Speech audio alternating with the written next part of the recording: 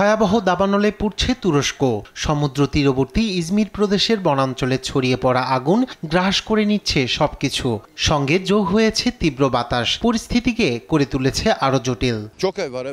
জঙ্গলটা পুড়তে পুড়তে লোকালয়ে চলে এসেছে। আমি ভেবেছিলাম আগুনের শিখা রাস্তা পার হবে না, কিন্তু তীব্র বাতাসের কারণে দ্রুতই পার হয়ে গেল। ঘন্টায় 100 কিলোমিটার বাতাসের বেগ থাকায় আগুনের লেলিহান শিখা ছড়ায় তুরস্কের জনপ্রিয় পর্যটন নগরী মেন্ডেরেসে। ফলে সাময়িকভাবে বন্ধ করে দেয়া হয় ইজমির আন্তর্জাতিক বিমানবন্দর। প্রবল বাতাস এবং শুষ্ক আবহাওয়ার প্রভাবে আগুন দ্রুত মেন্ডেরেস জেলার দিকে ছড়িয়ে পড়েছে, যা এখনও নিয়ন্ত্রণে আসেনি। তবে আগুন নেভাতে প্রাণপণ কাজ করছে আমাদের দমকল কর্মীরা। এদিকে জঙ্গলের কাছাকাছি 6টি এলাকা থেকে বাসিন্দাদের সরিয়ে নিয়েছে প্রশাসন। আগুন নিয়ন্ত্রণে আনতে কাজ করছে 1000-এরও বেশি ফায়ার সার্ভিস কর্মী। এছাড়া বেশ কয়েকটি বিমান ও হেলিকপ্টার থেকে ছিটানো হচ্ছে অগ্নি নির্বাপক রাসায়নিক দ্রব্য।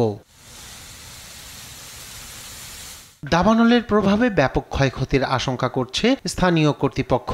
রাতভর তীব্র বেগে বাতাস বয়ে যাওয়ায় ইজমিরের 4টি গ্রাম ও 2টি পাড়া খালি করা হয়েছে বলে জানান দেশটির বনমন্ত্রী ইব্রাহিম ইউমাকলি। রায়হান কবি শুভ্র, নিউজ ডেস্ক, দেশ টিভি।